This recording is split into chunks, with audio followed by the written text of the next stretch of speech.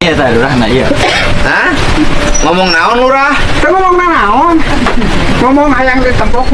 Kek, sebentar. Nih Pak Lurah nih saya tanya ke Pak Bupati. Ya. Pak Bupati waktu peristiwa saya telepon nggak? Telepon. Saya telepon. Ya. Setelah peristiwa telepon apa kata saya waktu itu langsung?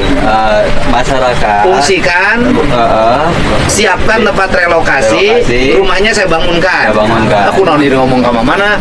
Kan itu lah Pak Ono, piwarang teh cukup. Enggak, kaitan orang mah. Ya. Kaitan. Yang pertama, saya nanya, ada berapa kepala keluarga? Kepala keluarga itu semuanya itu ayat 60 berapa? 66. 66 kepala keluarga.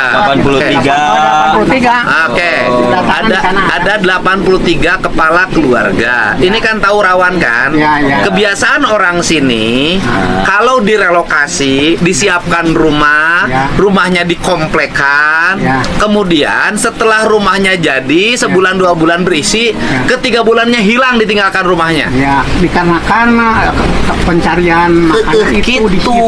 Pak. Lain gitu urusanana. Nah, kemudian waktu saya jadi bupati dulu pernah kejadian. Ya, pernah. Ini turun tanahnya dan saya memerintahkan pada waktu itu tidak boleh diisi lagi, Ya.